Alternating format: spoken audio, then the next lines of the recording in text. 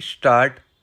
आज भारतीय राजनीति में फैले भ्रष्टाचार और उच्च संवैधानिक पदों के लिए नेताओं के बीच मची होड़ को देखकर यह विश्वास नहीं होता कि देश ने कभी किसी ऐसे महापुरुष को भी देखा होगा जिसने अपनी जीत की पूर्ण संभावना के बाद भी यह कहा हो कि यदि एक व्यक्ति भी मेरे विरोध में हुआ तो उस स्थिति में मैं प्रधानमंत्री बनना नहीं चाहूँगा।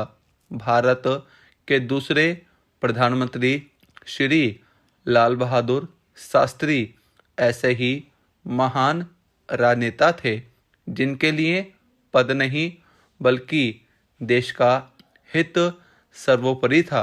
27 मई 1964 को प्रथम प्रधानमंत्री पंडित जवाहरलाल नेहरू की मृत्यु के बाद देश का साहस एवं निर्भीकता के साथ नेतृत्व करने वाले नेता की जरूरत थी। जब प्रधानमंत्री पद के दावेदार के रूप में मोरारजी देसाई और जगजीवन राम जैसे नेता सामने आए तो इस पद की गरिमा और प्रजातांत्रिक मूल्यों को देखते हुए शास्त्री जी ने चुनाव में भाग लेने से स्पष्ट इनकार कर दिया। अंततः कांग्रेस के तत्कालीन अध्यक्ष कामराज ने कांग्रेस की एक बैठक बुलाई जिसमें शास्त्री जी को समर्थन देने की बात की गई और 2 जून 1964 को कांग्रेस के संसदीय दल ने सर्वसम्मति से उन्हें अपना नेता स्वीकार किया। इस तरह 9 जून 1964 को लाल बहादुर शास्त्री देश के दूसरे प्रधानमंत्री बनाए गए। लाल बहादुर शास्त्री का जन्म 2 अक्टूबर 1904 को उत्तर प्रदेश के बनारस जिले में स्थित मुगलसराय नामक गांव में हुआ था। उनके पिता श्री शारदा प्रसाद एक शिक्षक थे जो शास्त्री जी के जन्म के केवल 1.5 वर्ष बाद स्वर्ग सिधार गए।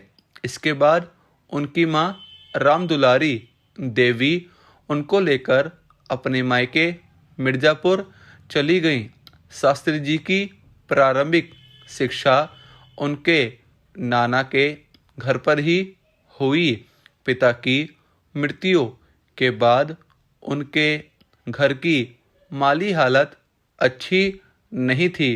ऊपर से उनका स्कूल गंगा नदी के उस पार स्थित था। गांव से नदी पार करने के लिए उनके पास थोड़े से पैसे भी नहीं होते थे। ऐसी परिस्थिति में कोई दूसरा होता तो अवश्य अपनी पढ़ाई छोड़ देता, किंतु शास्त्री जी ने हार नहीं मानी। वे स्कूल जाने के लिए तैरकर गंगा नदी पार करते थे। इस तरह कठिनाइयों से लड़ते हुए 6ठी कक्षा उत्तीर्ण करने के बाद आगे की पढ़ाई के लिए वे अपने मौसा के पास चले गए। वहाँ से उनकी पढ़ाई हरिश्चंद्र स्कूल तथा काशी विद्यापीठ में हुई। वर्ष 1920 में गांधी जी के असहयोग आंदोलन में भाग लेने के लिए उन्होंने अपनी पढ़ाई छोड़ दी, किंतु बाद में उन्हीं की प्रेरणा से उन्होंने काशी विद्यापीठ में प्रवेश लिया। स्टॉप।